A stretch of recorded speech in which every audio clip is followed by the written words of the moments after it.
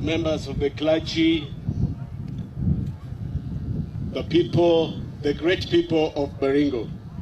Good afternoon. I am delighted to have been invited today. Your Excellency, thank you for the invitation, not only as a person with disability, but as a leader on matters of rights of the vulnerable members. Independence Day is a great day for some of us that independence came later. Although Kenya became independent in '64, some of us became independent after the new constitution came into place. Is when we received a face, a space, and a name. And so I want to thank the people of Kenya and Baringo being part of the leadership in bringing disability into the limelight. Thank you. Your Excellency, today is a good day.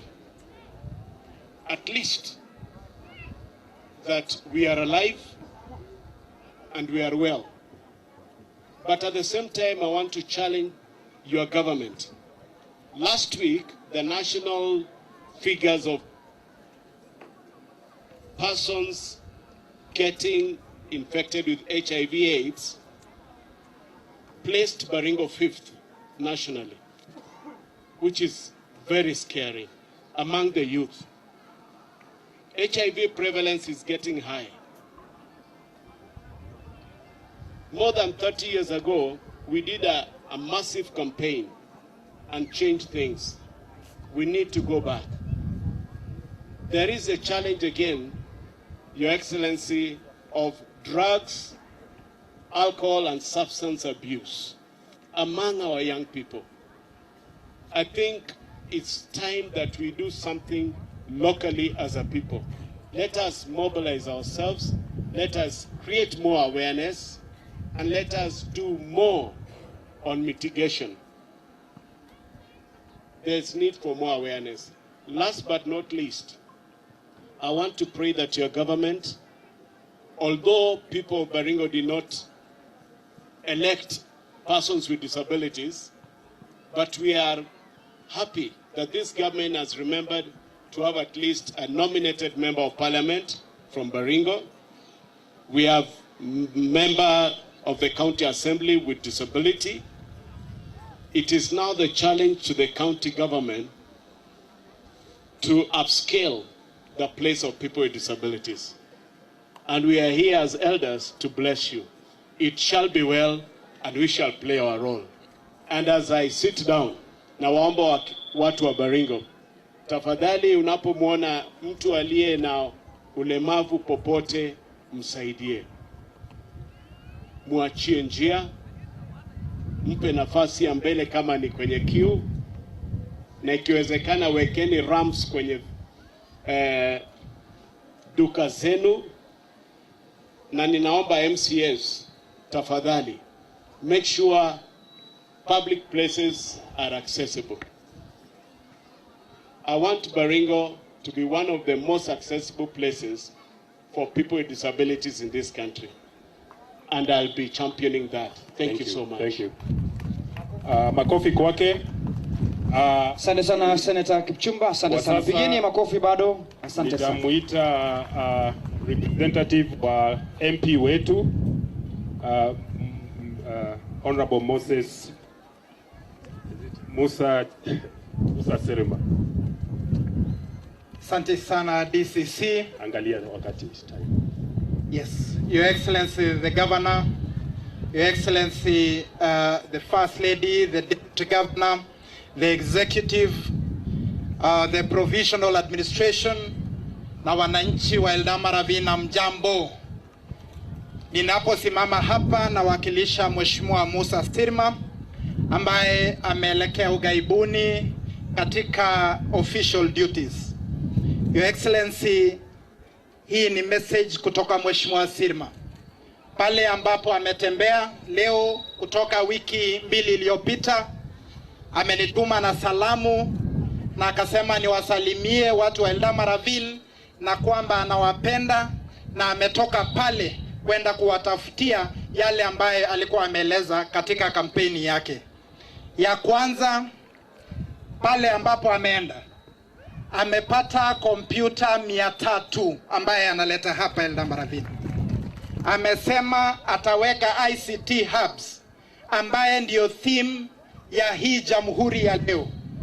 The theme for this jamhuri is innovation and technology, and he has gone to secure a space for the people of Eldama Ravine. Amesema ataweka ICT hub hapa Esageri na itafanywa kabla ya mwezi wa 3. ICT hub ya pili itawekwa hapa Kabimoi na itafanyika kabla ya mwezi wa 3. ICT hub ingine itawekwa pale Seguton na itafanyika kabla ya mwezi wa 3. ICT hub ingine tuko na library, amesema analeta kompyuta hapa library ikuwe ICT hub ndio vijana wetu wapate kazi. Jambo lingine ya ICT hub ataweka lingine hapa Poror na hiyo ndio ICT hubs that he promised during campaign. Jambo la pili, Your Excellency, he has sent his regards. He says thank you for supporting wholeheartedly Chemususu Marathon. Chemususu Marathon, Your Excellency, we did it in 3 weeks and we managed to raise more than 7 million shillings in kind and in cash. And Your Excellency, the office of the MP Eldama Ravine is going to work closely with you to ensure that the old people around the dam of Chemususu above the age of 60 years acquire NHIF cards, because that is what we are supposed to do. Your Excellency, among the funds that was raised by the MCAs, a very huge percentage, Your Excellency, is going to support the children and the people who have left at Uzalendo School who do not have a place to go. We will support them, Your Excellency.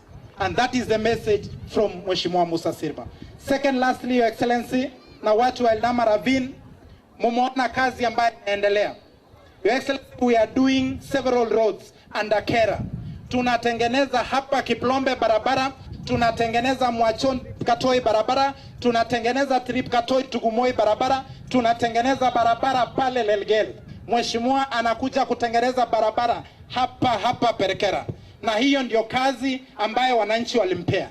Na anasema ataungana na nyinyi county, ataungana na MCS to ensure all feeder roads and all major roads that are the economic background or backbone of the people of Eldama Ravine is done within his tenure.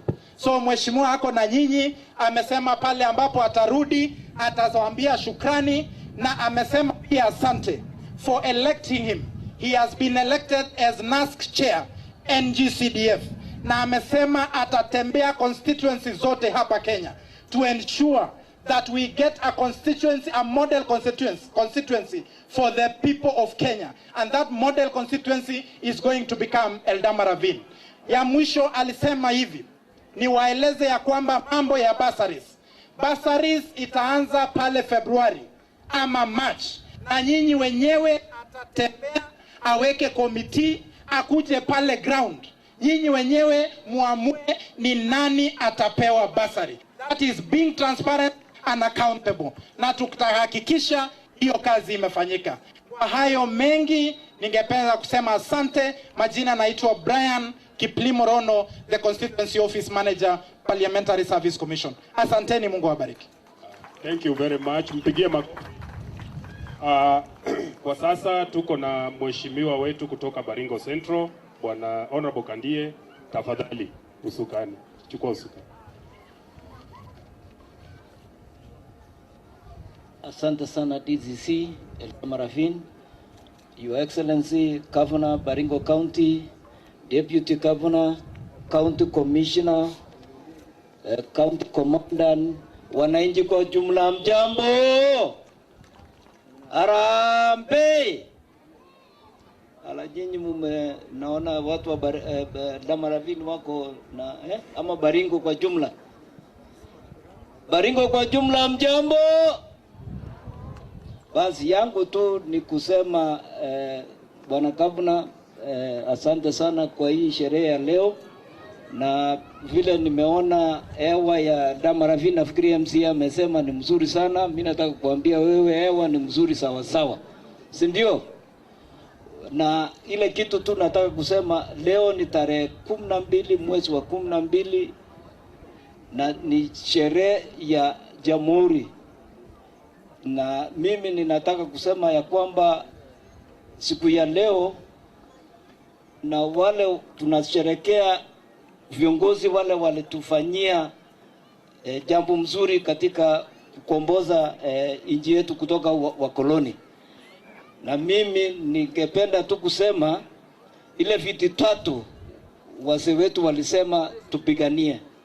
Ya moja ni ujinga, ya pili ni umaskini, ya tatu ni mambo ya magonjwa.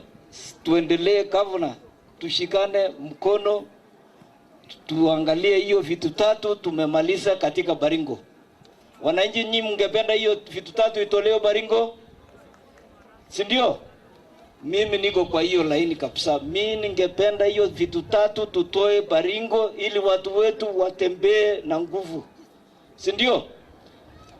Ya mwisho ningependa tu kusema sisi tumeungana kama wajumbe wa Baringo, tuko pamoja na tunataka kushikana pamoja na county government ili tusaidie wananchi wetu, hasa kwa hii upande ya amani.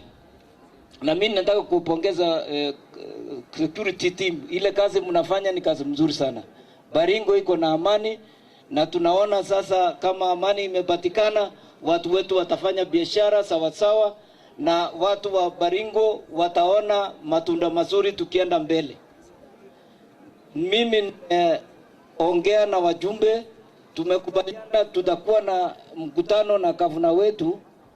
Kuna marafiki zetu huko Ulaya wangependa sana kuungana na sisi, hasa hii Eldama Ravine tungetaka kutafutia partner huko Ulaya ili washikane tuendeleshe town ya Eldama Ravine, wawe na sewage system ili maindustry sikuje Eldama Ravine.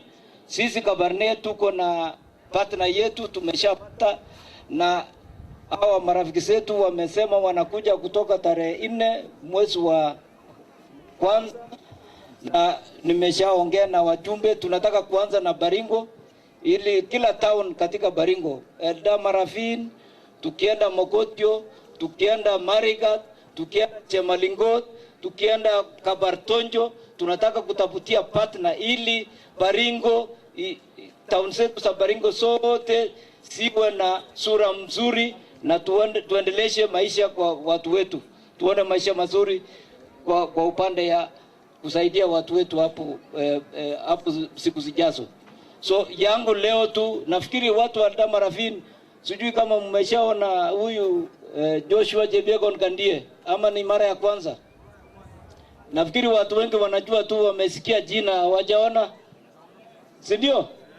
Sasa huyu ni Joshua Jebegon Kandie, ile mnasikianga huko Kabarnet, anawika huko Kabarnet Baringo Central. So kwa hayo na mengi mimi nasema asanteni sana, Mungu awabariki. Shukran. Tumpigie makofi mgeni wetu. Tumemfurahia sana kwa kukuja kwa hii.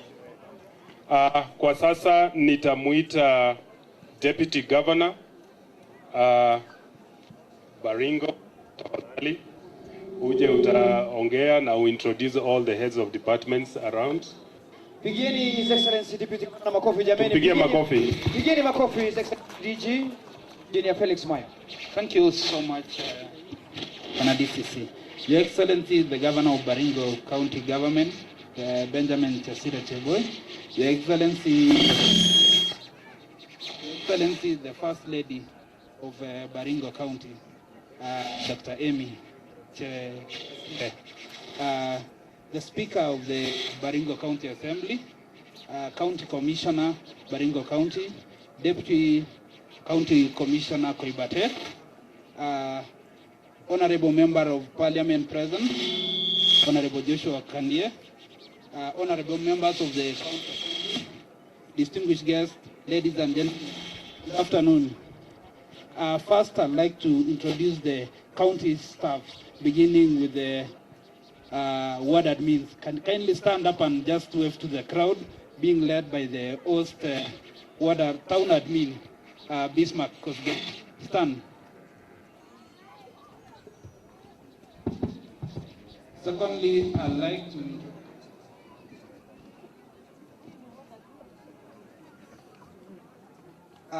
introduce the sub-county admins being led by the host Dorcas Kibet. Where are they?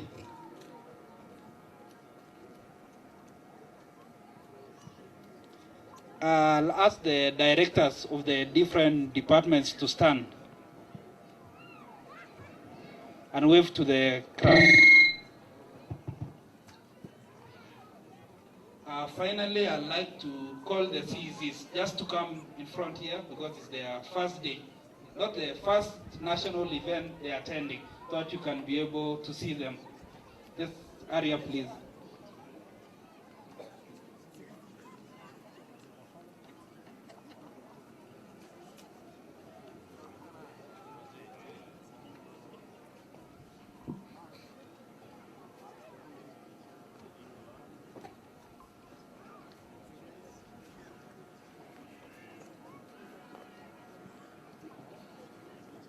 County Secretary.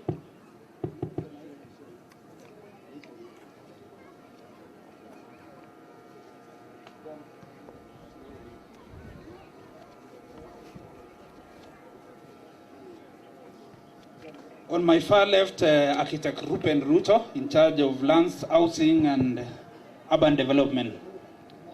We have Richard Chamar, in charge of water, environment, and natural resources. We have Brent Kiucha, in charge of education. We have Lekonaya Kibwalel, in charge of roads and infrastructure. We have Maureen Lemashipe, in charge of youth and gender and ICT. We have Rispa Chepkonga, in charge of agriculture, livestock, and fisheries. We have Dr. Solomon Sirma, in charge of health. We have our county attorney, Julius Tarus. We have Wilson Cheserek, in charge of finance. We have Penina Bartuin, in charge of devolution. We have Zakaria Kiprotich Kopetpet, in charge of trade and issues of Asla Fund. We have the acting county secretary, Luka Kipyegen.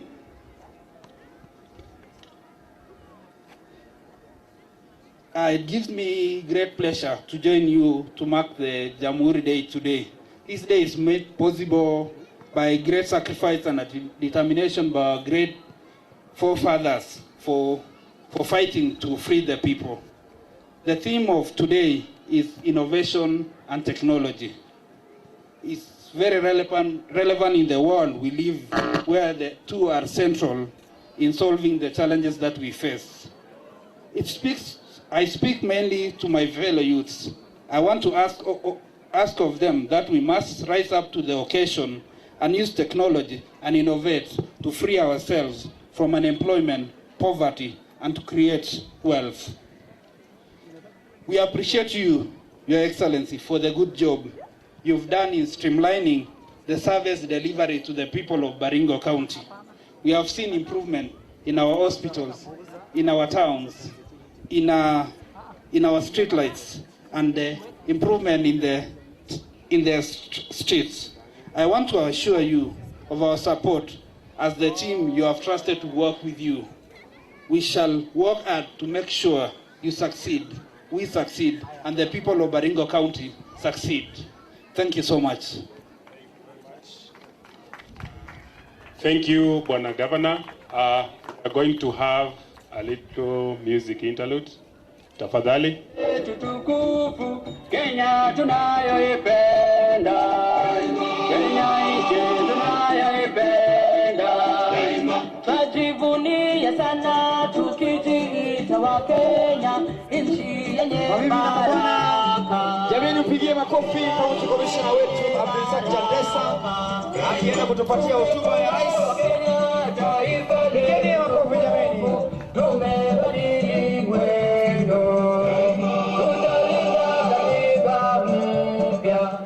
Tumpigie makofi.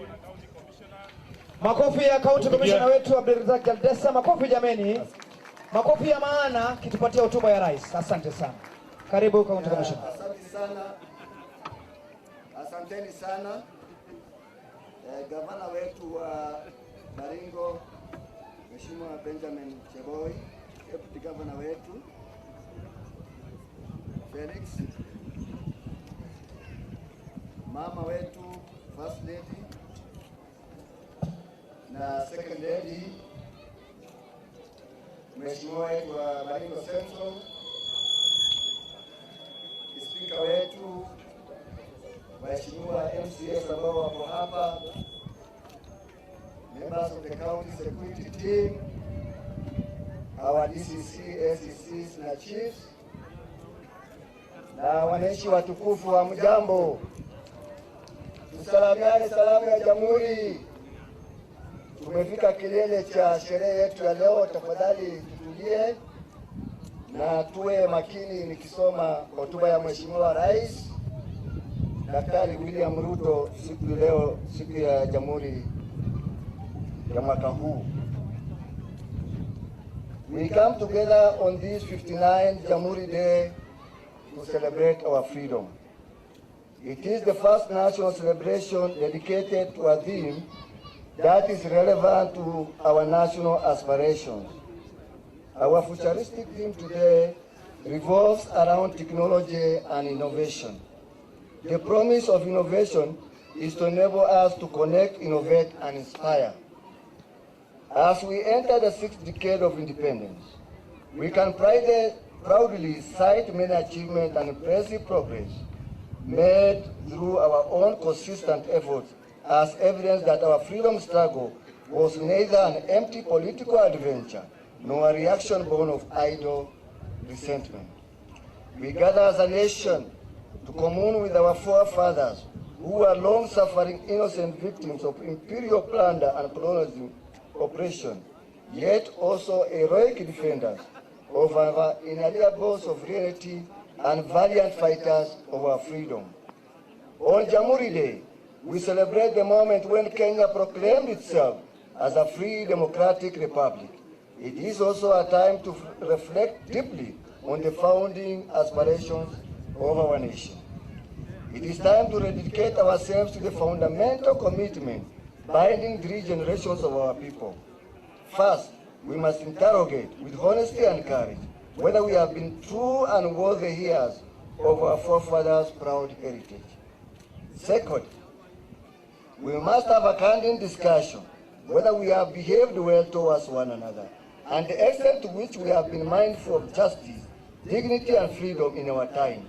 That we have to evaluate our desire, ability, and determination to faithful trustees of our future generations.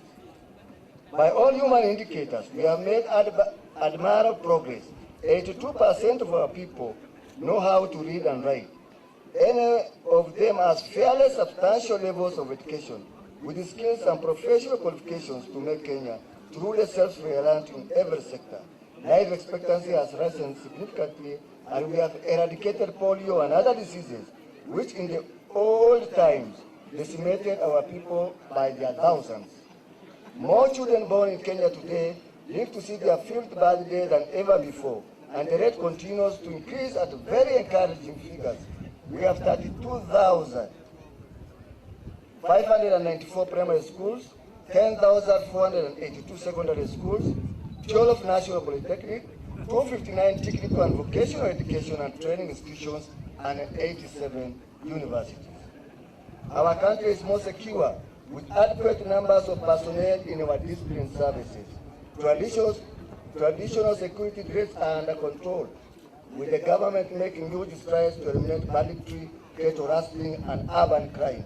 Our neighborhood may be rough, but we live in peace and fraternity with all our neighbors and play our role as a member of the regional and international community. The Kenya Defense Forces continue to demonstrate through their professionalism, commitment to solidarity, and commitment to humanitarianism.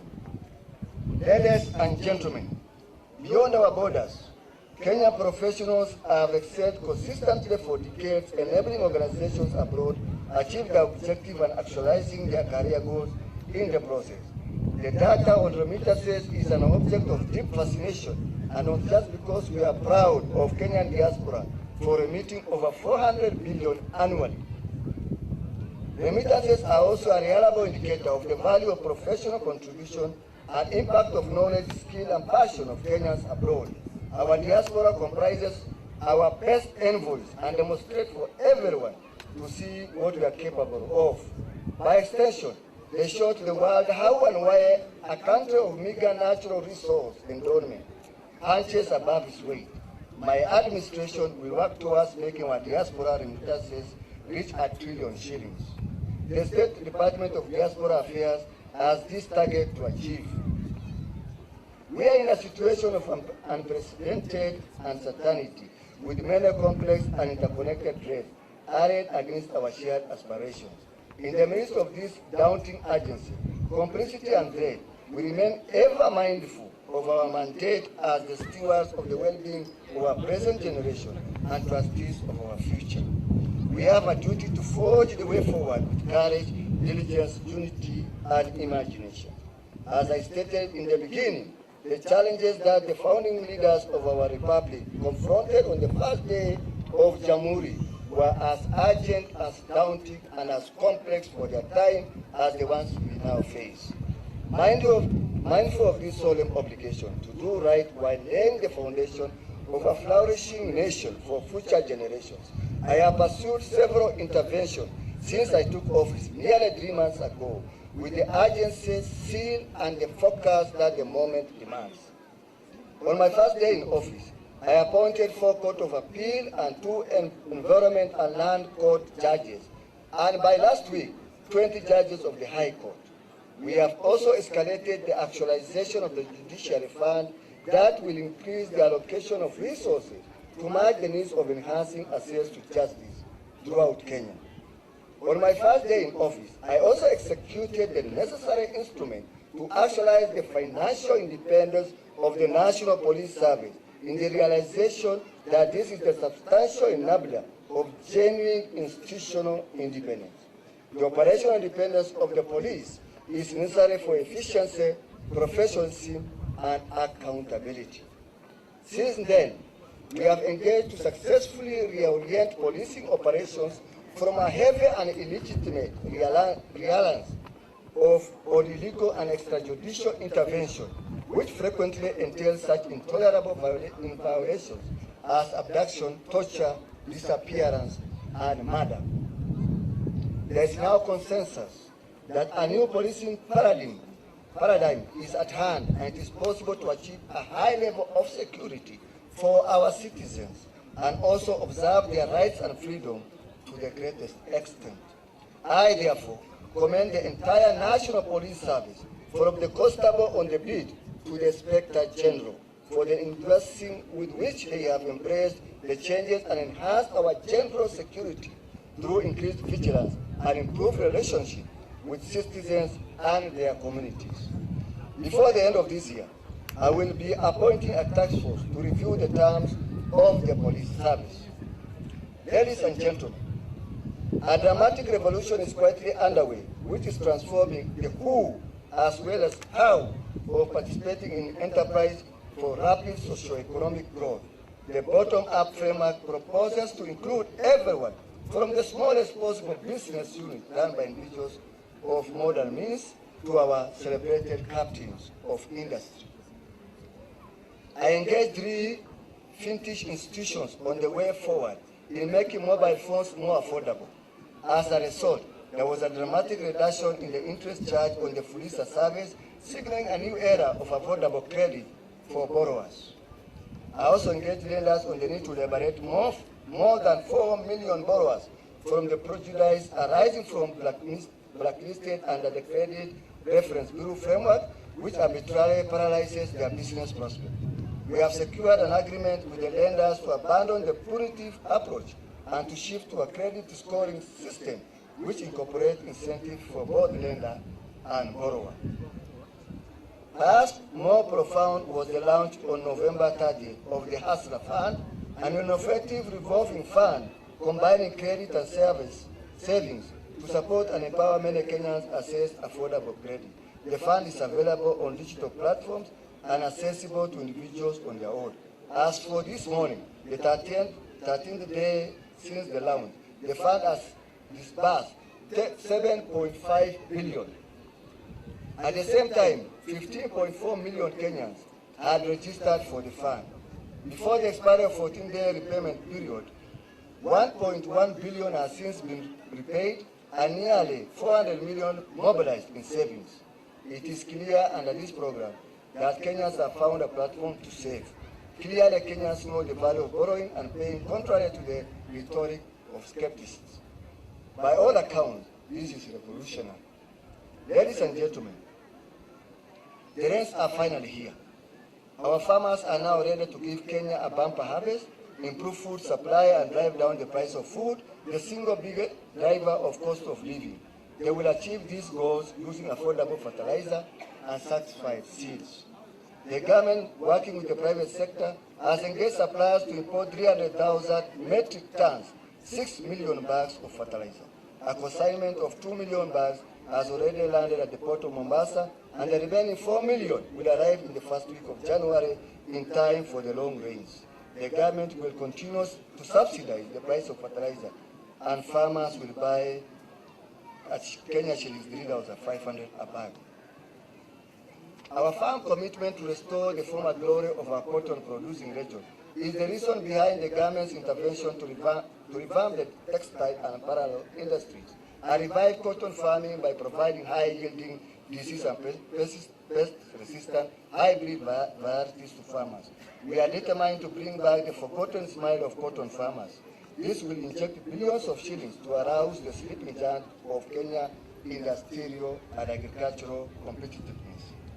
The time has also come for us to liberate our agricultural production from dependence on rainfall patterns and vulnerability to drought and the effects of climate change. We must produce food throughout the year.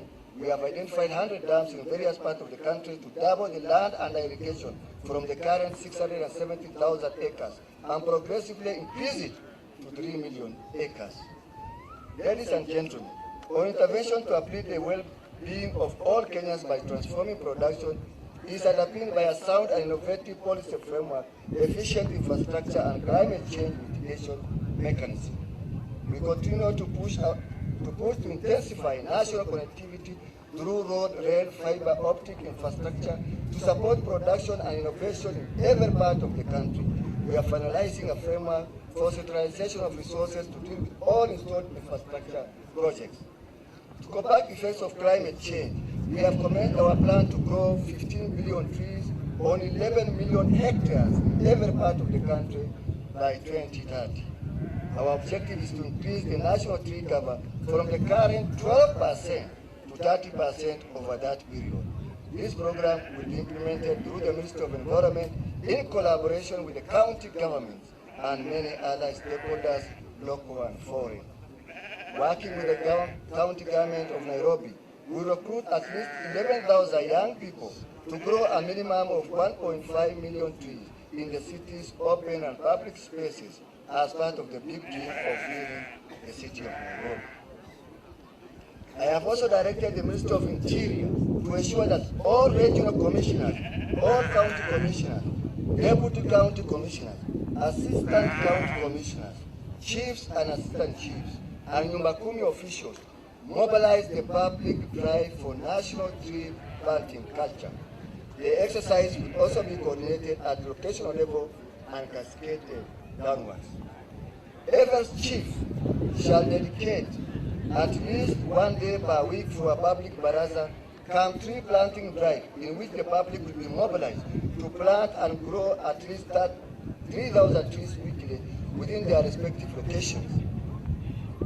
This weekly deliverable will be shared responsibility among the chief, his or assistant chief, and Nyumba Kumi officials. Each assistant county commissioner, deputy county commissioner, and regional commissioner shall file monthly returns on this target to the Ministry of Interior. Free seedlings will be provided to the public through chiefs, the schools, and other public institutions by the Ministry of Environment and Forestry. Ladies and gentlemen, the cost of housing is a heavy burden to the majority of Kenyans and is a major factor driving the proliferation of slums. We are committed to make housing more affordable, enable more Kenyans to live in safe and dignified homes, and create millions of jobs and entrepreneurial opportunities. Through our program to increase the supply of affordable housing at the rate of 200,000 new units every year, we lower the cost of living for urban dwellers, make the dream of house ownership possible for the majority of Kenyans with new units available at monthly installment of between 2,500 to 10,000. This program will generate millions of jobs for all categories of workers and thousands of SMEs as suppliers. We'll be intentional about job creation in our economy. The Kenya Industrial Estate will provide intensive coaching and mentorship of 100,000 entrepreneurs and provide information and networking opportunities to 2,050 youths. Kenya Revenue Authority is now implementing our new tax administration policy, which has seen manufacturing firms earlier shut down over tax disputes. We open, injecting much needed revenue to the economy and returning thousands of workers to their jobs. We urge all Kenyans to continue supporting our offers by paying taxes. Ladies and gentlemen, we undertook to review the competency-based curriculum following the concerns of many stakeholders, especially parents and teachers. As you know, we set up the presidential working party on education reform to engage stakeholders, report and recommend measures to be taken. In fulfillment of our undertaking to increase teacher-to-learner ratio in our primary and secondary school, the government has embarked on the single largest recruitment of teachers in independent Kenya by providing resources to the Teacher Service Commission to recruit 30,000 teachers. Our determination to live as one indivisible national family cannot be compromised. Our pursuit of inclusion is irrevocable. We must continue to resolve injustices of historical character that unfairly relegated people to margins of statelessness when their inalienable rights of citizenship are guaranteed under the Constitution. The government of Kenya has commenced the process to confer citizenship to Pemba people living in Kilifi County. Ladies and gentlemen, we are proud of Kenya's consistent record of leadership to advance the cause of peace, cohesion, security, and stability in our region, under various regional and continental frameworks, and with the support of international partners. We are deploying our position as a regional anchor, instead of the benefit of our neighbors and region. My predecessor, President Uhuru Kenyatta, working with under the access of the African Union, is engaged in mediation efforts to restore peace and stability in Ethiopia's Tigray region and under the East African Community Initiative to restore normalcy in the Eastern Democratic Republic of Congo. Our interests are nested in a dense network of reciprocal diplomacy, which helps our agenda to attract investment, forge partnerships, and create markets for our export and employment of our youth locally and overseas. In the past 3 months, we have aggressively sustained our pursuit of mutually beneficial endeavor with friends and partners all over the world. We have engaged productively with East African communities, member states, and the government of South Sudan, United States, United Kingdom, Spain, Qatar, Germany, and South Korea to scale up bilateral ties and to explore avenues for collaboration in multilateral fora. We have forged agreements on mobilizing instruments of financing in a wide variety of sectors. We will continue to engage the international community as we implement our plan. Ladies and gentlemen, it is time to innovate our way into the future. It is for this reason that on this Jamhuri Day, we as a nation are taking our claim by allowing Kenyans to begin the work of designing a world much richer, safer, and freer than we have known. Innovation is frequently associated with technology, and we must avoid pitfalls of viewing technology and innovation as preoccupations within at the expense of the people.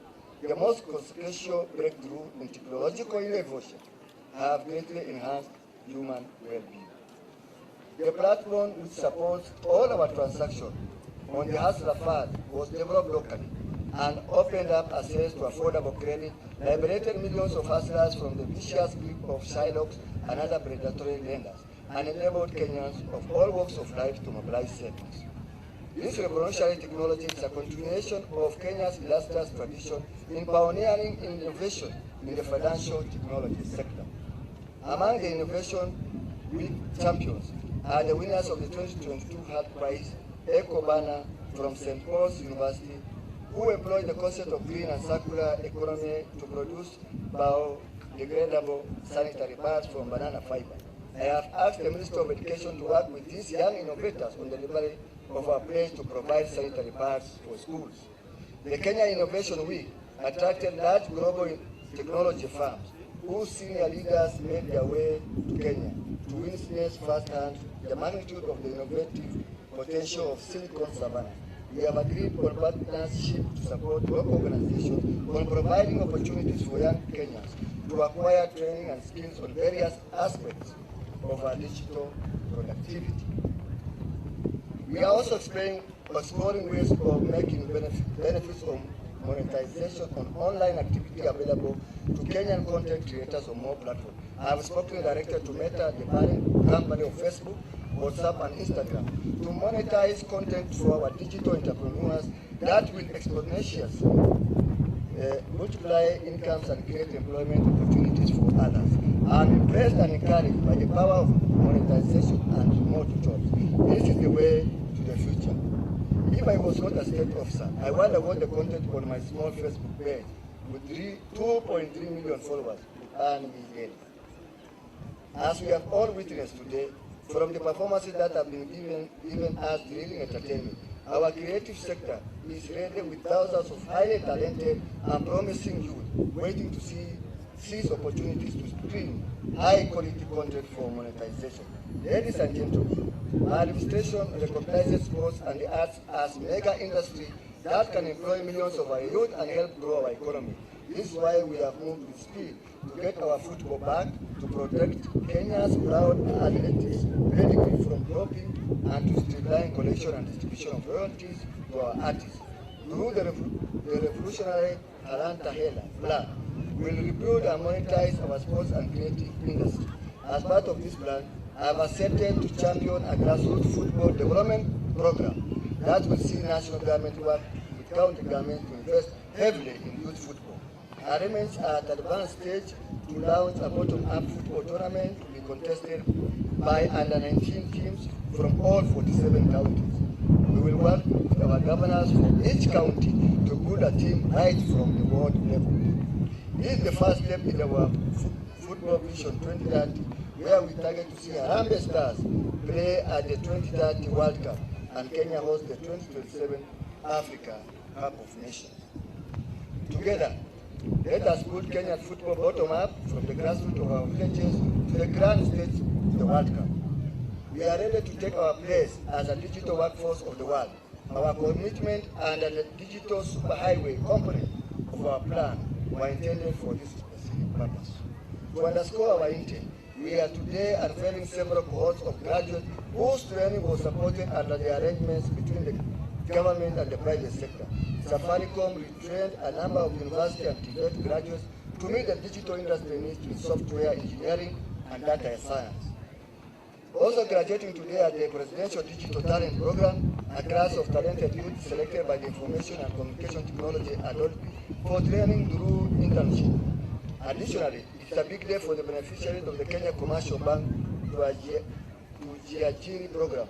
Finally, the Google Hustler Academy, who underwent an intensive and interactive training program, are ready to begin their journey in the world of work, an opportunity that is now familiar territory. I now request all these graduates present today to rise. Fortune's rewards the bold. I congratulate the young people who followed their curiosity and passion to explore new ideas and possibilities, and are now at the threshold of a new chapter in their lives and careers. I can say that through this disruptive graduation, you have now been granted the power to create, connect, innovate, and inspire. I wish you success and God's blessing. Congratulations, and you can now take your seats. We also congratulate 29-year-old Nele Chiboi, the founder of Technic Africa, who this morning was declared the CNN Hero of the Year for her work in creating computer labs for Kenyan children to assess the opportunities in the digital world. Congratulations, Nelly, for connecting and inspiring thousands of Kenyan children. As promised, everyone present in this stadium today will get a free scholarship on global entrepreneurship and innovation from the Dandabad School of Global Management at Arizona State University. It is now time to keep the promise. There is a QR code near you. Scan and access the scholarship now. A 16-unit course that would have cost you 100,000 is now accessible to you for free, courtesy of the Innovation Jamhuri. I also appreciate the firms and organizations which have stepped forward to support our vision to make Kenya the hotbed of innovation. We will continue to do our part and make partnership bigger in future, and you are always welcome to be part of Kenya's journey to greatness. As part of this endeavor, CONSA has started the distribution of 23,000 virtual desktops to devices to enable students exploit remote job opportunities. Ladies and gentlemen, we are committed to support young Kenyans in re-establishing this country as the Republic of Ideas and Home of Innovation. Through an dedicated startup fund, government will support the most innovative idea each year to scale up into viable enterprises and commercial brands that will provide employment and drive economic growth. The government will work with our academia to establish the Kenya Open University within the next 1 year. I urge our scholars and intellectuals to play their part in democratizing education and open the way for everyone and anyone to quench their thirst for knowledge, education, and training. In line with the new focus of our national celebration, Embu County will host the 2023 Madaraka Day celebrations under the theme of universal healthcare. In conclusion, it is our time to make a contribution that will define Kenya for posterity as the envy of nations and a country that we, our children, and their children will be proud to call home. We also have a task of preparing the nation for its future by equipping and empowering our youth to make charge as leaders in a brave new world through innovation. Let us therefore rally and join our efforts in the timeless spirit of Harambee to explore the opportunity at hand and hasten our progress into the future. Thank you, and God bless you.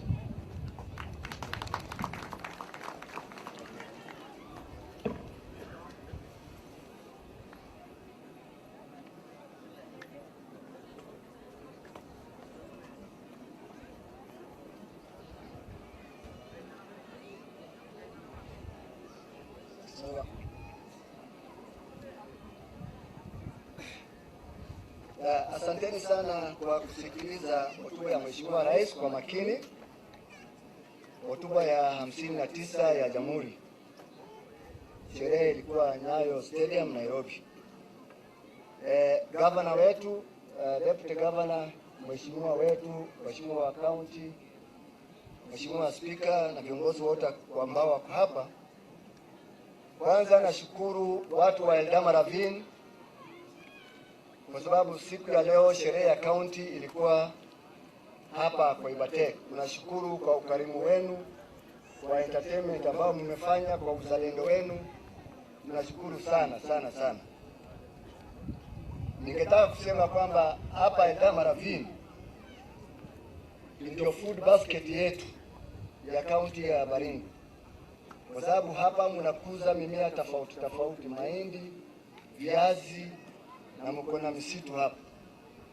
You are truly making Baringo County proud. Wakati serikali inagawa chakula kwa sub-county 6 ya Baringo, kuna sub-county moja inajitegemea kwa mambo ya food security, na hiyo ni kwa Ibatek. Kwa hivyo tunawashukuru kwa bidii yenu na muendelee kufanya bidii. Mnafahamu pia serikali wakati mwingine ilitangaza mambo ya shamba system na iko kwa process, na hiyo wakati itakuwa tayari serikali itatutangazia mipangilio yake kamili. Kwa hivyo najua hiyo swali imefanywa hapa na wananchi wako na bidii kulima ikiwa watapatiwa that opportunity. Lakini ningetaka kutaja mambo mawili ambao wakati nyingi tunapata report kutoka hapa, hasa wakati hii ya sherehe tafadhali viongozi wamezungumza hapa, mambo ya pombe haramu tuachane nazo na tupunguze kabisa. Vijana yetu wengi wamepotea kwa mambo ya pombe haramu. Kila siku huyu DC Omar na timu yake wanapambana na mambo ya pombe.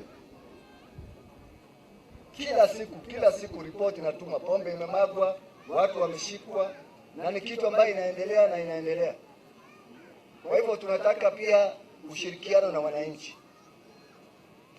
Waje tueleze madhara ya hii pombe. Tusichukue tu ni biashara tunafanya, hapana. Inaharibu watoto wetu na vizazi vijavyo. Mambo ya mazingira yamezungumza hapa, sitaki kusema zaidi. Mheshimiwa Rais ametupatia kazi kubwa sana, kiwango yote ya administration, kutoka regional commissioner mpaka assistant chief mpaka nyumba 10. Tutashirikiana na county government. Kazi tumepewa, na hiyo kazi tumepatiwa mambo ya upanzi wa miti. Tutafanya tukishirikiana na all stakeholders. Kenya Forest Service wako hapa, kuna madam ametujoin juzi ana, na tutashirikiana na all institutions ili tupate ile target ambayo tunatakikana tufanye. Mambo hiyo ya mazingira imetuharibu watu wa Baringo. Tunajua hakuna kaunti imepata hasara kama Baringo kwa sababu ya climate change. Ukienda Lake Baringo na Lake Bogoria, goma nyingi, hoteli nyingi, shule nyingi na hospitali nyingi ambayo ilijengwa na gavana wetu Cheboi wakati uliopita, nyingi ziko chini ya maji,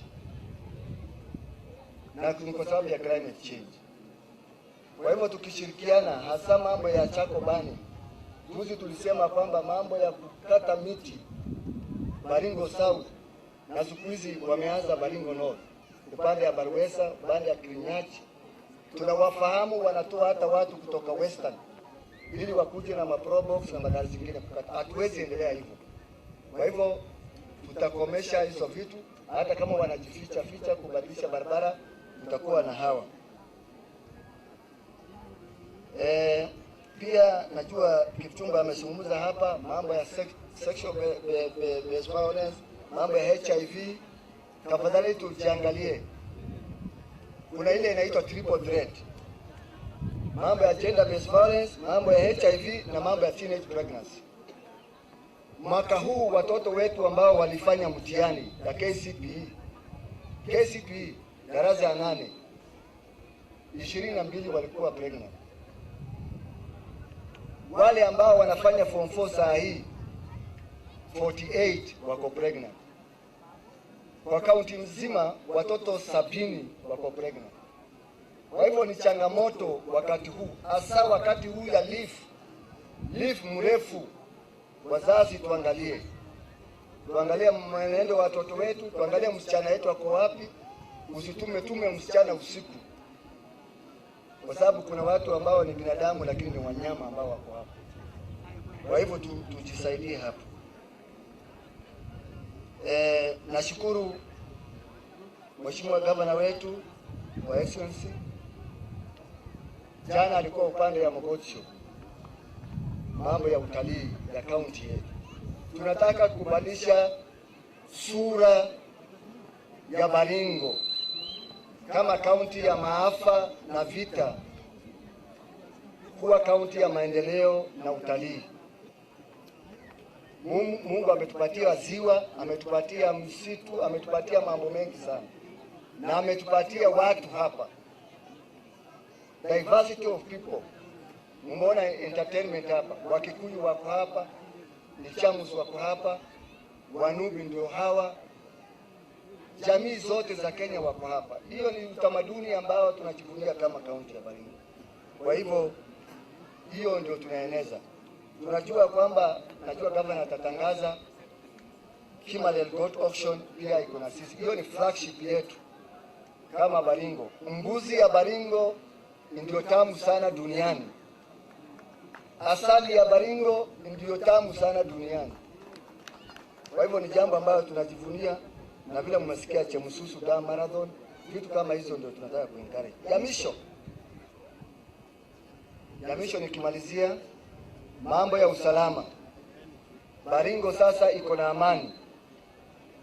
Kwa miezi 7 hatujapigwa na pahali popote. Na mimi kama county commissioner na timu yangu ambao wako hapa tumesema ya kwamba jamii ya Baringo hatutaki hata jamii moja wapigane na jamii nyingine. Hiyo wakati imepitwa. Rais wetu amesema wakati alikuwa hapa Kabarnet ya kwamba mambo ya cattle rustling, mambo ya kuiba wanyama kiholela, hiyo imepitwa na wakati. Sasa tutajengea amani yale ambayo imebaki. Wiki ujao tukiwa na governor na cabinet secretary wetu, tutarudisha wale ambao hawajarudi kutoka makao yao, baada ya Kasiela, baada ya Sinoni, Araba, Tumorion huko, na pia baada ya Baringo North huko, Chemoi, Yatia, Kagir, Garatuko, hizo sehemu zote tunataka watu warudi, walime na pia wafuge wanyama wao bila shida yote. Na hiyo ndio kazi ambayo tunafanya. Tunataka sasa tufocus upande ya Tiati. Tiati tuna watu ambao tunatembea pamoja, watu wa makanisa, wa elders, ya kwamba vijana yetu sasa wako reformed warriors, tuachane na mambo ya bunduki, tuanze sasa mambo ya maendeleo. Hiyo area ifunguliwe, isemekane sasa ni wild north. Hapana, tunataka hiyo area tuingie, watu wa Tiati pia isionekane kwamba wanabaki nyuma. Kwa hivyo yangu ni hayo. Asanteni sana kwa kutusikiliza na pia kupokea. Najua imekuwa muda master of ceremony, pengine mtaweka jambo moja. Tusimame kidogo tu stretch. Kwa sababu mabibi na mabwana, tusikie makofi tena wetu Abdulrazak Jaldesa kwa maongezi ya Rais wa Jamhuri ya Kenya. Mpigeni makofi tena. Wakati huo tupe wimbo Rais wa Kenya. Tumkaribishe gavana wetu Excellency Gavana Benjamin Chebukati. Mkono kwa mkono. Heri ya wale wanaoamini. Uongozi bora ni baraka yake Mwenyezi Mungu. Uongozi bora ni baraka. Karibu Your Excellency. Karibu Your Excellency.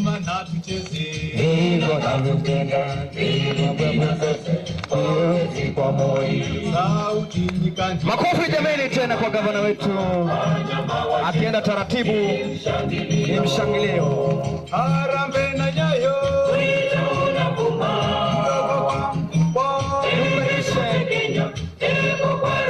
Your Excellency ambaye ni kiongozi wetu wa jimbo la Baringo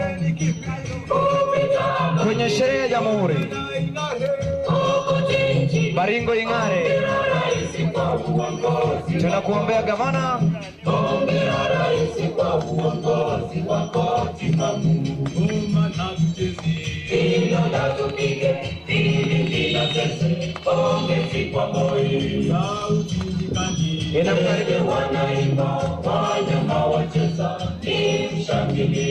Inakumbusha gavana nyakati zao wakimwimbia rais wa pili wa Jamhuri akiwa kwenye chuo kikuu, wakiwa shule ya primary school wakati wao. Sauti ya Thomas Wesonga. Karibu Your Excellency.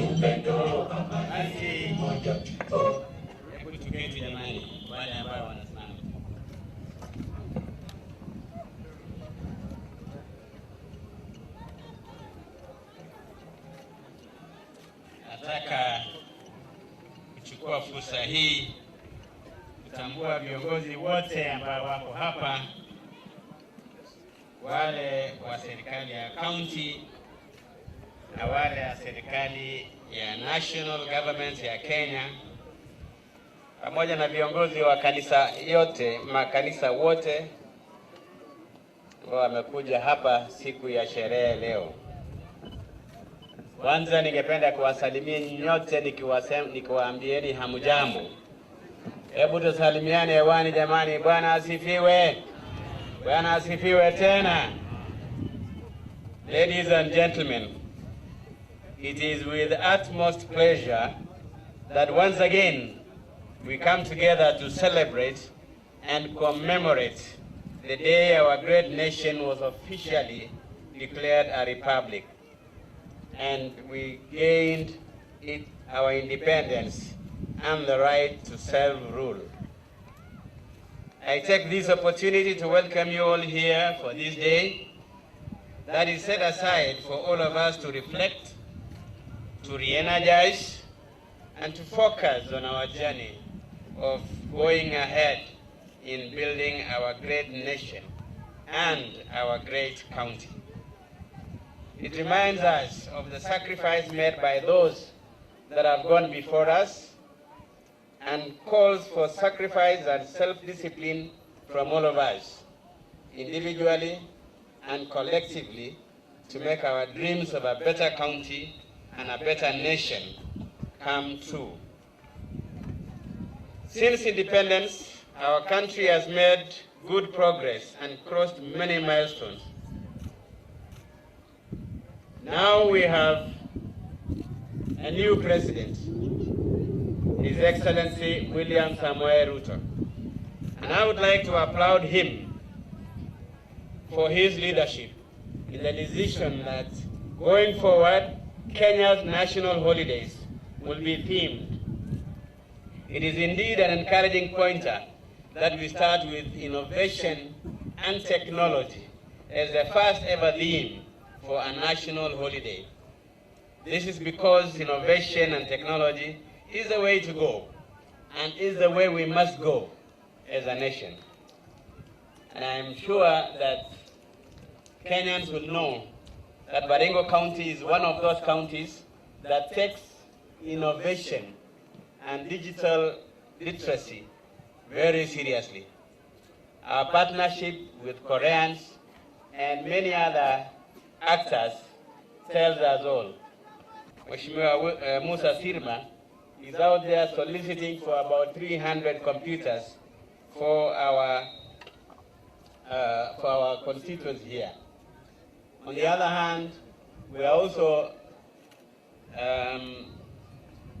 doing the same by creating innovation centers in each and every sub-county, by creating the first ever county innovation center that will be sponsored by the Korean government and Korean people in Cabernet, an upgrade of the area's center. Ladies and gentlemen, this is an exciting moment as our county turns 10 years since the time we started as a county, making it also a critical moment of reflection for our people and our partners in development. Over this period, the county has experienced varied challenges.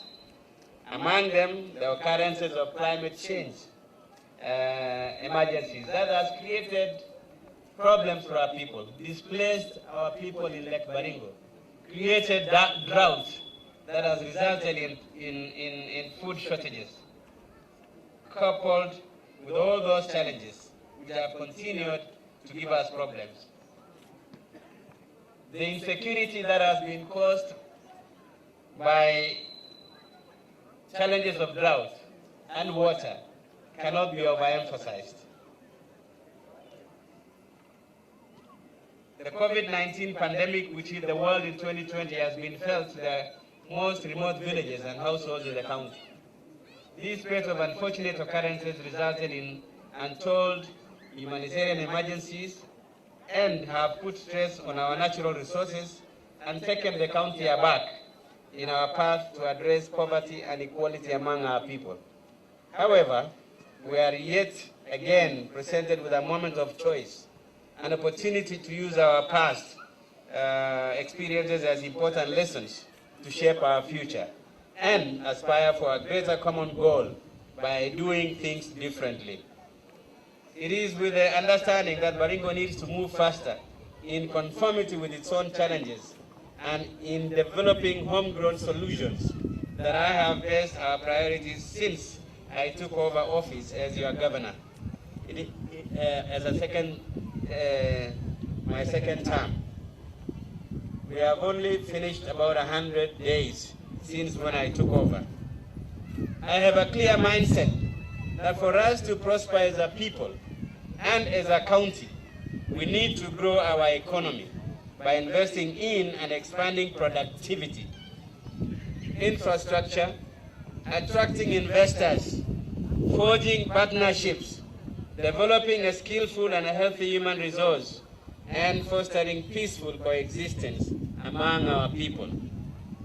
I am happy today to inform you that we have registered success in charting the direction of programs that will create opportunities and empower our people through the provision of services, knowledge, skills, and materials that will make us thrive and to create wealth.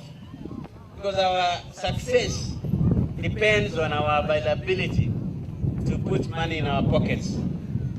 Initial works have been begun to restore lighting and repair roads in our urban areas, maintain our rural roads and enhance agriculture, improve vocational training centers and operationalize our youth resource centers, and the general completion of projects that have stalled since the time that I was governor before. The ultimate goal that cuts across all departments of our administration is to make it easy for any citizen who rises up to the challenge and seizes the existing opportunities to create wealth for himself or herself.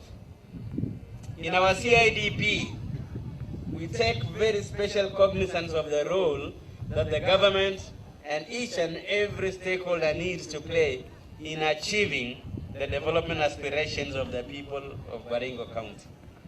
In this county master plan that illustrates the county development aspirations for the next 5 years, and which is at the final stages of development, we have taken deliberate effort to ensure that extensive consultation among all stakeholders was carried out. And I want to thank the people of Baringo County because they came in numbers, in levels of understanding, professionals, farmers, business people, elites, academics, and all, to contribute to this important task of development of our nation. This was basically with the sole aim of developing a plan which is integrated and comprehensive that enables us to deliver as one, to transform the lives of our people of Baringo County to the highest standard of living, under the rallying theme of re-engineering county development planning and service delivery for accelerated sustainable transformational development.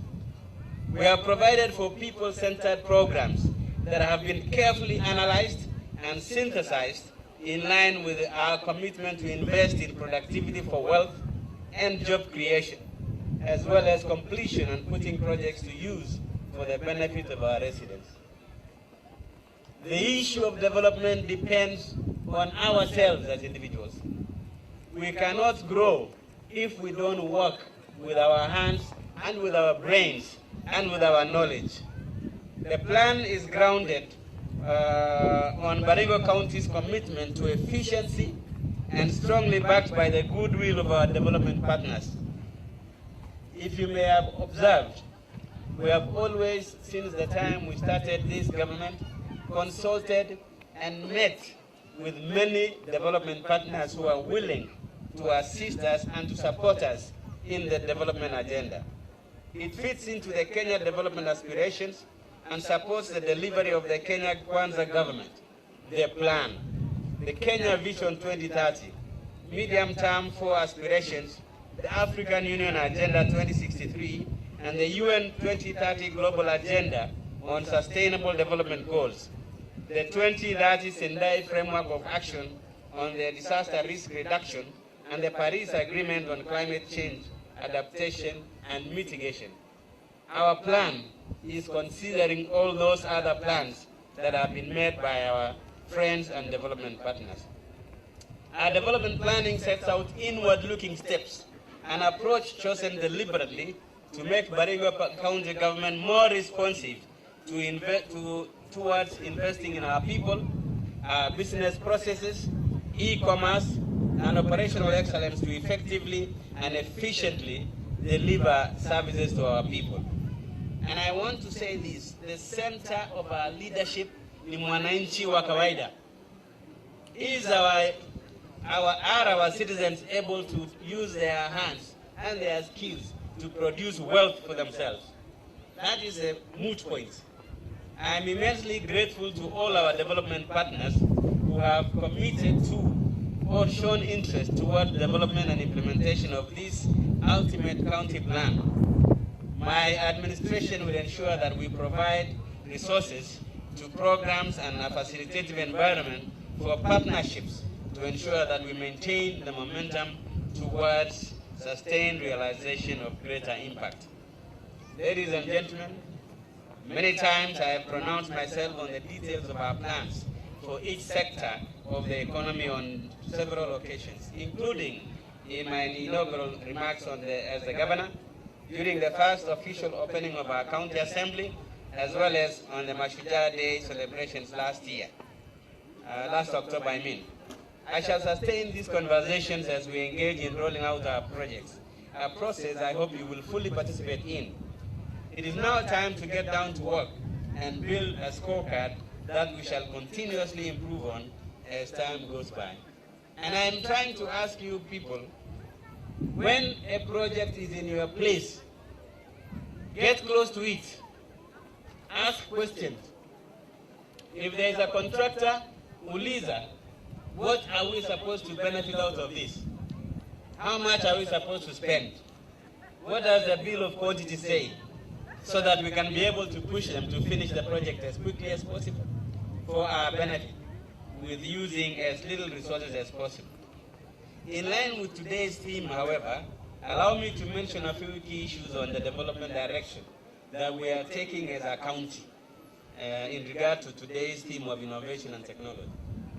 I am certain we all agree that innovation and technology holds the key to efficiency, transparency, and effectiveness of government, and also to accelerated socio-economic development. It is one single solution that can enable us to combat even the most complex of our challenges, like insecurity and climate change. To put it simply, innovation and technology, as the President has said today, is the way to go. As a government, I am happy to inform you that we have resumed our journey of availing all our services on digital platforms. It is our plan that in the next 5 years, all government services, right from payment of parking fees, cess, land rates, application for business licenses and permits, park entry ticketing, application for bursaries, and placement in vocational training centers will be fully automated. My administration is dedicated to turning agriculture and livestock sectors in our county into innovative and commercially driven and life-transforming ventures. Climate change is, however, posing a huge risk to its development because we are still largely dependent on rain and favorable weather, which is increasingly becoming erratic. To mitigate this challenge, I urge our people to embrace climate-smart agriculture as a way to sustain and enhance productivity and resilience. We must adopt our food systems to modern challenges using technology. As a county, we shall be availing extension services, expanding land under irrigated agriculture, and work with stakeholders in ensuring availability of a variety of crop seeds tailored for different seasons and the provision of timely information on weather outlooks to our farmers. Fellow countrymen and women, It is encouraging to know that our health sector has registered great improvement since we took over office. We are working round the clock to ensure that this important sector functions at the optimum, as it is critical to ensure that our well-being as a people. In addition to sustained supply of sufficient drugs, non-pharmaceuticals, and deploying healthcare personnel, we are set to employ technology as a sure way of streamlining service delivery in our medical facilities. And on this note, I want to ask the community, the citizens of this county, that when you go to a facility and they do not provide you with a service, send us a message. We shall soon be opening a call center that you can send your information or messages of people who are not giving you service or of people who are misusing our drugs instead of giving it to our people. Installation and upgrades of our county hospitals management system to fully automate health service provision from patient registration, revenue collection to drug dispensing will be rolled out in the short term. Ladies and gentlemen, 99% of all readily available fresh water in the world is groundwater. However, only 30% of groundwater is utilized globally.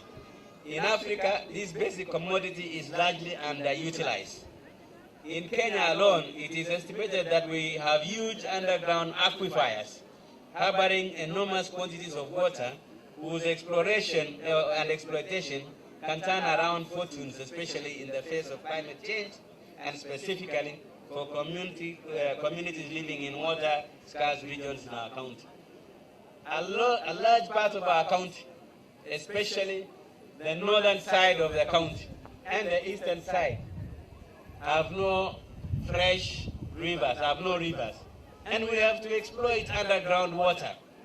And that is why 3 days ago, I was in Paris together with some other members of the Kenyan community, the Deputy Speaker of Senate, Honorable Katuri Murungi, and the leader of permanent delegation of Kenya to UNESCO, and myself, participating in the UN Summit on Groundwater with the singular purpose of finding a solution to the challenges facing us in our county and in our country.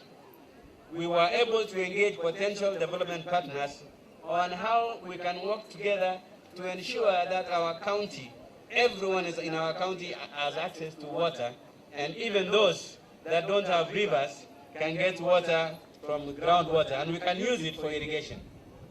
We negotiated for the establishment of a joint working group with the UN, IHE Deft Institute, to develop capacity building programs for our water actors, not only in Baringo County but in Kenya. We shall be training our people, and they have promised to train some of our people in Paris so that they can be able to help us in accessing groundwater for our people. In order to attract funding commensurate to its size, we agreed to integrate the water sector in our country's master plan and county CIDPs as infrastructure development program component, so that it is not like a recurrent exercise.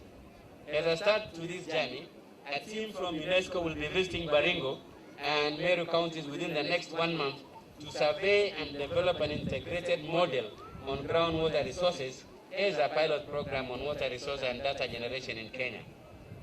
Ladies and gentlemen, our county has enormous tourism potential.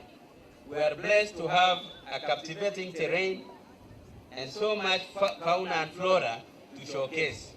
From engagements with UNESCO officials during my visit to UNESCO headquarters in Paris last week, I am happy to confirm to you that Baringo's candidacy for the status of UNESCO Global Geopark is well on course. We appreciate UNESCO for choosing to hold the first ever in-person capacity building workshop on UNESCO Global Geoparks in Africa in our county starting tomorrow in Cabernet, and also for their commitment to the appraisal process of our county to acquire the globally significant status. Baringo County will be the 3rd place in Africa to acquire the Geopark status, and that will give Baringo County a prestigious position to be able to be a tourist county in this global tourist destination. Rest assured, therefore, that that we will not spare any effort that may help us achieve this international rank. I call upon our entrepreneurs to leverage on innovation and technology to not only complement our efforts in utilizing the digital space to market the Baringo brand, but also identify potential in geotourism, cultural tourism, sports tourism, safaris, business, and conference tourism opportunities, and position themselves to reap the benefits of improved tourism activities. I would like to ask investors, especially those who come from Baringo County, to develop hotels within the county. Because yesterday I was asked, how many hotel beds are in Baringo County that can absorb tourists that come from international sources? And I had to say that we have enough bed space. But in reality, we still have a challenge. I am encouraging our investors, both local and national and foreign, to come and invest in Baringo County, particularly the hotel sector, so that we can be able to attract our tourists, to come and sample our tourist attractions, including but not limited to the places that birds fly through to Gumoi, a beautiful caldera in Kaibatek forest, which is a volcanic mountain, and all the others that include the volcanic mountains that are in Tiati and other parts of Baringo. Results within reasonable time in tourism, my administration is in the process of establishing necessary policy and legal frameworks, and also investing in facelift of infrastructure and facilities to fully operationalize our tourist attractions. We are already in working partnership with the national government agencies, including KWS, national museums, conservancies, UN agencies, to further develop tourism sector to bring fame and money to our country. Ladies and gentlemen, you can never mention the twin terms of innovation and technology without having to mention the youth, because the young generation born into a digital world are the central players in making use of the cyberspace and in exploring virtual resources. We are critically aware of our responsibility as a government to provide leadership and an enabling environment for our young men and women, and indeed all our residents to utilize technology to innovate and thrive. On this note, I would like to inform people of Baringo that we are in consultation with the Communications Authority of Kenya to expand the reach of telephone network, especially in Baringo South and Tiati and Baringo North, not only because it is a security matter, but it is an opportunity for our people to access the digital highway so that you can be able to access employment opportunities and business opportunities all over. We continue to develop and implement current and dynamic curricula that will not only match the requirements of the job market, but also equip our youth with skills, capacity to self-employ. I'd like to make a commitment here that we shall be completing, equipping, and fully operationalizing our youth resources centers in all our sub-counties in the next 2 years to provide our enterprising young residents with a venue for business incubation and mentorship, trainings, linkage to e-commerce and online work opportunities. And it is at this juncture that I would like also to tell the people of Baringo County that one of our own, and I would like to thank His Excellency the President for recognizing a young lady called Nelly Cheboy, not my daughter, but a daughter of Baringo County, from Mogotio sub-county, who went to the US and came back with good things. She has started to capacity build our young people in ICT from Mogotio, and she has been recognized by CNN as the hero of the year, none other than Nelly Cheboy from Baringo County. She has won a grant of $600,000, which is equivalent to 72 million shillings, to be able to push that agenda of improving the technology and the technical savviness of our people in Baringo. Congratulations, our daughter, from Baringo County. You have made us proud. I would like to make, like I said before, together with our Korean partners, we shall upgrade the ICT Center in Cabernet into a fully fledged innovation center to train and guide our talented youth and enable them to keep up with the global trends of wealth creation. On this note, I would like to also recognize some of our partners, the Practical Action, a UK-based NGO, for partnering with our VCTs or VTCs in expanding the uptake of clean energy by leveraging on technology to provide easy access to technical assistance by our residents. Their smartphone-based application called Yakazi eases the process of identifying qualified technicians in the clean energy circles and providing a link between them and existing and potential solar and biogas consumers. My fellow countrymen and women, sporting activities is an area where I have placed a keen interest as games are a welcome ingredient in creating healthy and cohesive societies, in addition to being a great avenue to showcase and earn from talent. Our focus in this regard is the completion of the various stadia under construction and operationalizing the various athletics training camps within Baringo. And on this note, I would like to inform our leader of majority that it is our duty, it is not even a favor, that we upgrade our stadia, starting with this one in Eldama Ravine and completing the one in Baringo, plus the others in Marigat and other sub-counties, to levels that is going to make our young people to have opportunities to exploit their talents. With the availability of trained coaches in our county, it is our intention to turn some of these facilities into holiday training camps for our talented students who have interest in pursuing track or field events. To further facilitate the identification, unlocking, and refining of talent in the sports, the county government has partnered with the governing bodies of various sporting disciplines, most notably the FKF, Athletic Kenya, and the Kenya Volleyball Federation in training of at least one coach per ward in each county. I am happy to inform you that through this partnership, we have so far trained 60 coaches, 30 each from football and 30 volleyball. We are on course to training another 30 coaches for athletics in the near future. And of course, we are not training them just for this county. We are training them so that they can also be international coaches and international referees who will be able to earn a living by even working in the world.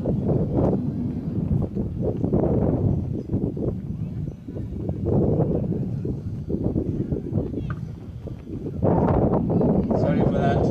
I want to commend various teams which have represented our county in various recent sporting activities, including the wheelchair race in Isiolo, where our very own Richard Simon emerged position 1. The sitting volleyball, and I want to tell Aaron, Senator, that our PWDs are doing exceptionally well in the area of sports. The sitting volleyball team, which represented us in Meru County, as well as the various groups that did us proud by bagging numerous awards at the 95th Kenya National Music Festival held last week in Kitui. Ladies and gentlemen, may I conclude by urging all my fellow countrymen and women to exercise their constitutional rights and responsibility by being proactive in their participation in the planning and implementation of projects. These projects are ours. It is not the governor's project. It is not the MCA's project. It is a project of our communities. We are only the people who back them. They are yours. Make sure you participate in the conception, the implementation, and the use of them so that we shall be benefiting. We want to be as accountable and as transparent as possible. And this can only happen if you participate in decision-making process. We want our projects, including the milk processing plant here in society, to be completed as soon as possible. And all our projects that we have done so that people can benefit. This will speed up meaningful development and the realization of value for money. As we move forward into the future, may I emphasize that it's therefore the duty of each one of us, and especially the leaders, to put the county first in everything we do. Let us keep constantly in our mind that hard work and unity of purpose is the foundation of our county's development. There is no nation in this world that has developed without work. The Japanese have developed because of hard work. The Germans have developed because of hard work. The Koreans, who are like us in 1963, have developed because the citizens have worked hard. The leaders only provide you with the guidelines, but you must work. Let us put in effort, build one united, secure, and competitive county for ourselves and for future generations.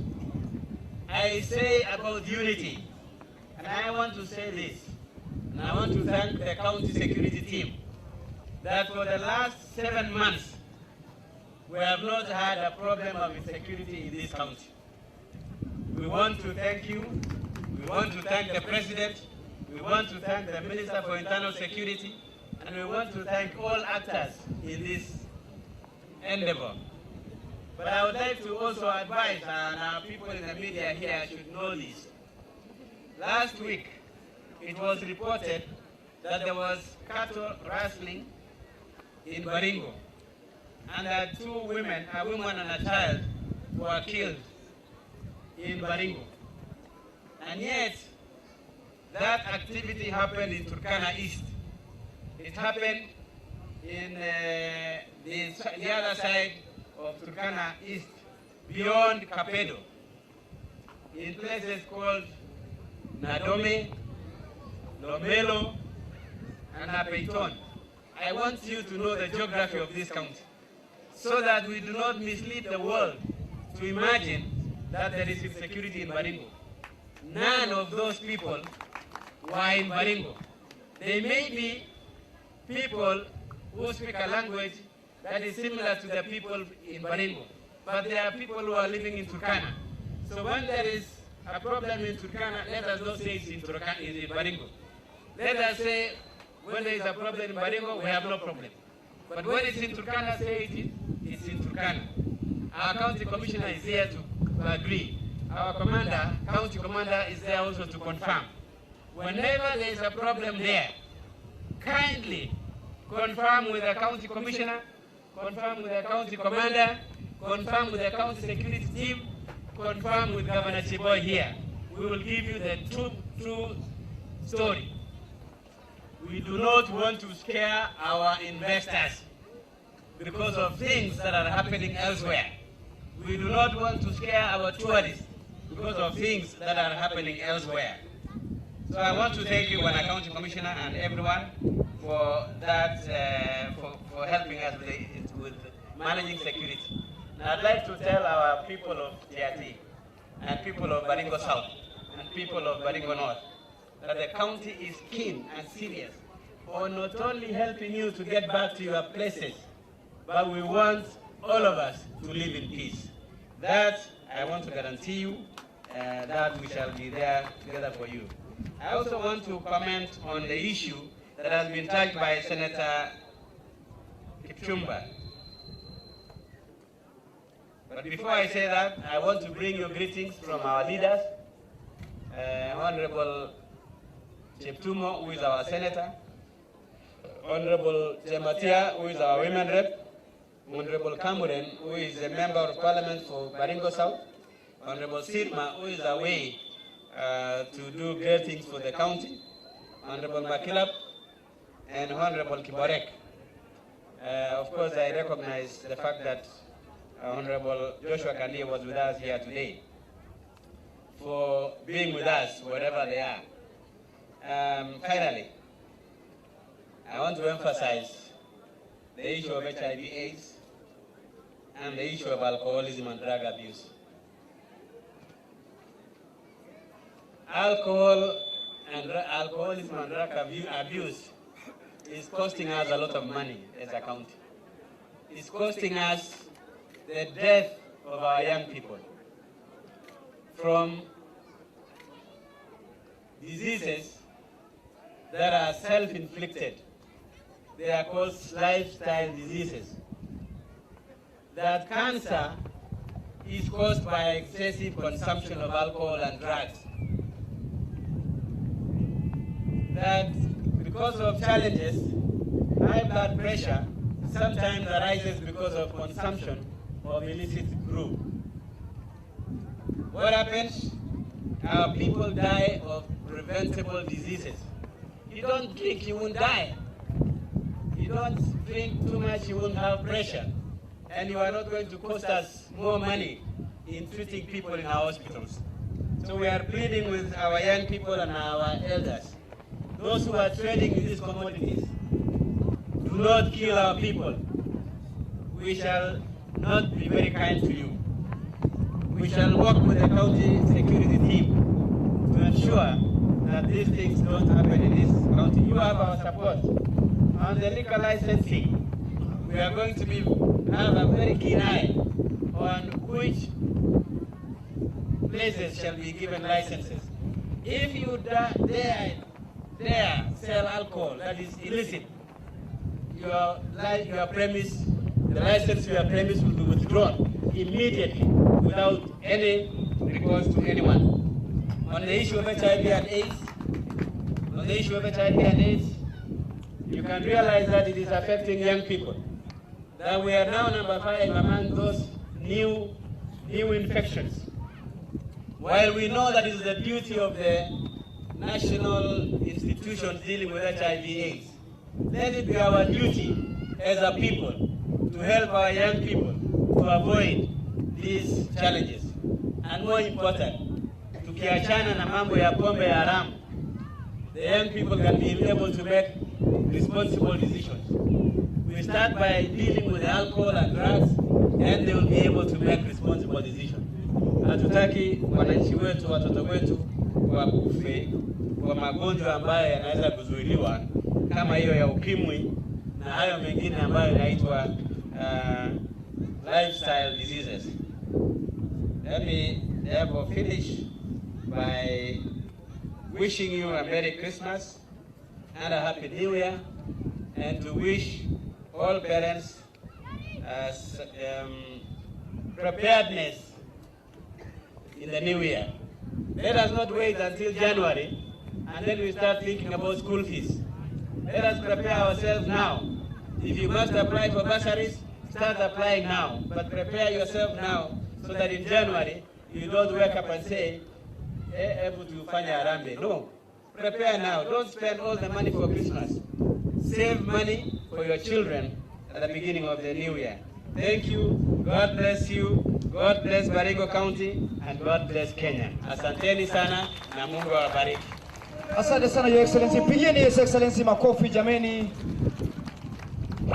I have been reminded by my able deputy to inform you that we have prepared the famous Kimalel auction to happen on 22nd December, so that you are ready to go and chew mbuzi during your Christmas holidays.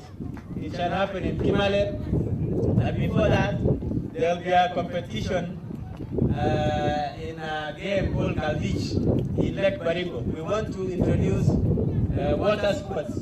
You can go there, there is money that will be won. There is also another competition of a small marathon for the local people. There is money to be won. And when you win that money, you can buy the course so that you can be able to celebrate your Christmas. Karibuni nyote na Mungu awabariki. Your Excellency, mpigieni makofi His Excellency Benjamin Chiboi. Your Excellency, ukienda kuchukua kiti yako, we want to wish you a Merry Christmas and a Happy New Year. You are the First Lady, the DG, Your Excellency Engineer Felix Mayo, and your first family. Before we close, kabla tujafunga mkutano wa siku ya leo, Your Excellency will have a prayer, kisha tupate national anthem. Na mwisho kabisa, tupate mchuano wa finali kati ya Kenya Police na County Government, finali ya tug of war. Lakini kabla ya tupate mahayo, tupate maombi kutoka Pastor. Na kwa wakati huu ningependa kushukuru wale wazee wa Lembus wakiongozwa na mzee Joseph Lebo, wakiongozwa na Bishop Kigen na bwana Kitilit ambaye ni mwakilishi wa AK. Those are our heroes, we appreciate you.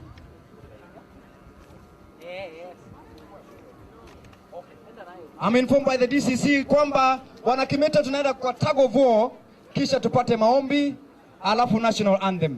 Your Excellency, tukimaliza mkutano huo, wewe na County Commissioner musalimiane kwa sababu hii tug of war inaweza enda segemnege na tutapata mshindi na mshindwa, na kwa ishara ya kupendana na amani, Gavana anasema tuwezi salimiana naye akinishinda, lazima nishinde. Lakini hata hivyo, Your Excellency, pamoja na County Commissioner Bwana Abdulrazak Jaldesa, muwe kwenye podium pale tuweze kuona mchuano wa finali kati ya Kenya Police na County Government. Haya, kikosi cha mwana Kirongo, Kenya Police wako na mori sana. Wako na mori DJ. Wako na mori sana hawa. Vile vile County Government wanachukua ase naona captain wa County Government. Mwanadada ameunga misuli na anaangalia wrestling. Kiungo yake muhimu ni Undertaker. 1 2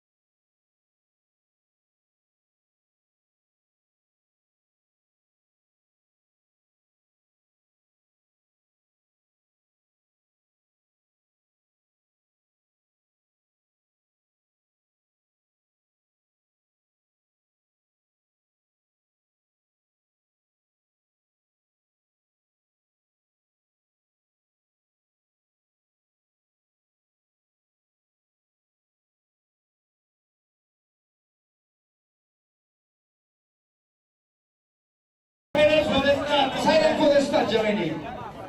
Basi watapeana heshima kwa gavana na county commissioner ndio warudi kuvurutana. Kwa hivyo tafadhali wale ambao mko nyuma, nasikia nyinyi Rigas number 1. Kwa hivyo tokeni 5 kilometers away. Ure farini mkali sana. Tafadhali toka. Najua yala alifanyika hapa wakati mmoja. Naona bwana Kirago County Commander. Silent for the start. Kwa hivyo nataka wapeane heshima kwa county commissioner pamoja na gavana, na wakifanya namna hiyo gavana na county commissioner msalamiane ndio mechi yanze. Kwa hivyo simameni. Naona wamekuja kwenye jukwaa kwa ishara ya kupendana. Kwa ishara ya kupendana wanapiga mkono ya kushoto kulia pamoja. Haya, ishara. Pigeni makofi gavana wetu na county commissioner pale. Kwa hivyo teams yote tafadhali kwa heshima tupeane heshima. 1 2 3 heshima. Asanteni sana. Basi mchuano unaanza rasmi. Haya, naona gavana na county commissioner Rose na Dunda siku ni leo wanapatana hivi leo. Kule nyuma kuna maneno. Tafadhali. Ndio, very good. Kamanda wa polisi kwa Ibateka, hakikisha hapo nyuma hakuna mtu anaingia kuvuruta kama vile walifanya wakati ule mwingine. Basi mchuano unaanza rasmi kabisa. Naona kati ya Kenya Police na county. Mikono juu, kama timu yako iko sawa, weka mkono juu. Na ikiwa bwana Kimeto, kabla tujaanza, ikiwa county government itashinda polisi, tunaomba musishike watu ya county government tena. Alafu tunaomba pia mshahara uongezwe kwa watu kama hawa. Weka mkono juu polisi. Weka mikono kama mko tayari. Weka mikono kama mko tayari county government. Very good. Mkono kwenye kamba. Get ready. Mkono kwenye kamba sasa. Mkono kwenye kamba. Hapana vuruta. Kenya Police upande ya kushoto. County government inaongozwa na gavana. Twende kasi.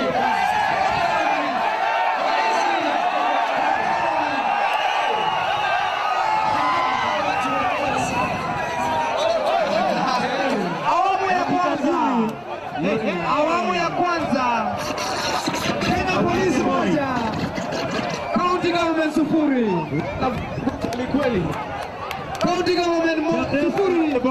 Kenya Police moja. Jalesa na Cheboy. Kenya Police wamekuja na nguvu yote. Wanasema hawezi shindwa jamani. Jalesa na Cheboy. Kenya Police wakumbuke kwamba ni huduma kwa wote. Yes. Kwa hivyo wanaweza peana huduma vile kwingine pia. Awamu ya kwanza. Awamu ya kwanza. Awamu ya kwanza, awamu ya pili na finali. Kenya Police wakiwa na kwanza. Buka ni Cheboy na vile naambiwa kama county government mkishinda msishike gari ya polisi tena kwa toa SS. Haya. Kipenga cha referee government. Kimruti Kimeto na Kipenga. Mko tayari? Anauliza waziri leta uko tayari? Toka watoto, toke kidogo. Kwenye uwanja tutoke. Kwanza mtoto kama huyu, insurance haipatii mtu tumekanyanga na mtu mwingine. Insurance ni ya gari kukanyanga mtu.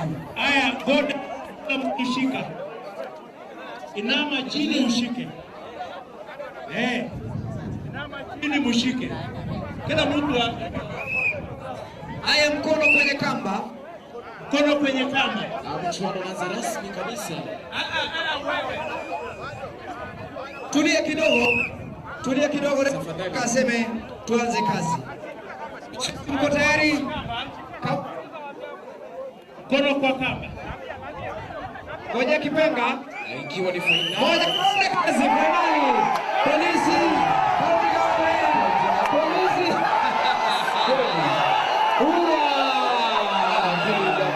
Makofi kwa Kenya Police.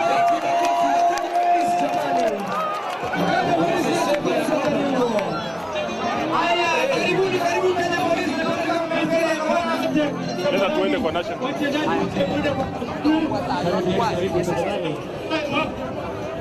Tuende kwa gavana. Okay, yes. The two teams ya county government na police kujeni hapa. County tafadhali zote tuende pale. The two teams. Enda salamiana county government. Timu ya polisi tafadhali. Tafadhali police officers.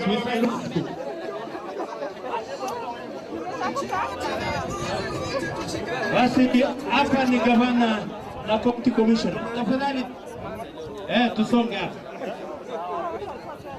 Haya, namba 2 kwa hii mashindano imekuwa ni county government of Baringo. Tuwapigie makofi jamani. Pita hapa. Pita hapa salamia county commission. Tuongeze makofi mazuri jamani. Makofi kwao.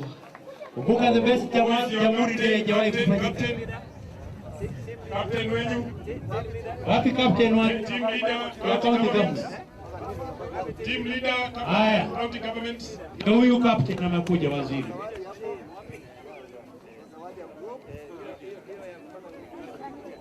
Thank you.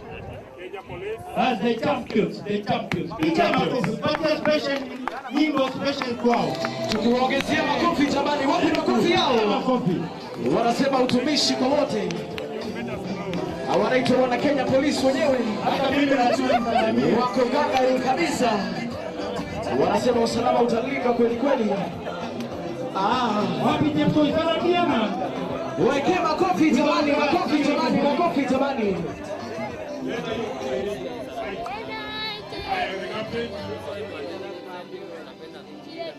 Check 1 2.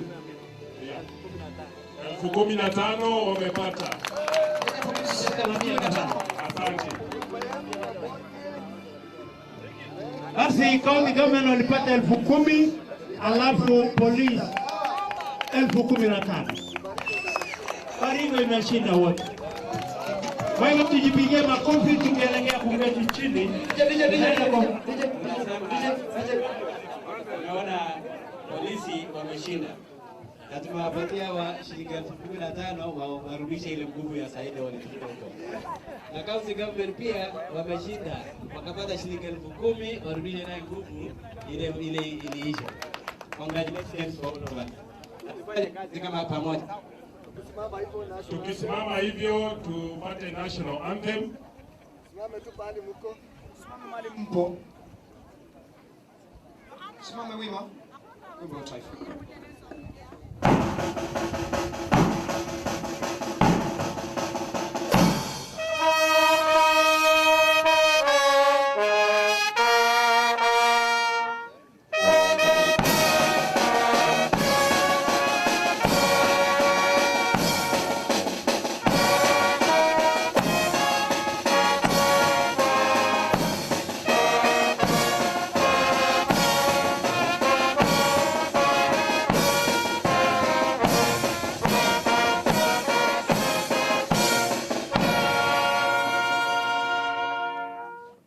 Shabas, asanteni sana mandugu na mabwana kwa sherehe ya leo. Your Excellency, thank you very much for your officially closing our remarks, closing our ceremony for Jamhuri Day.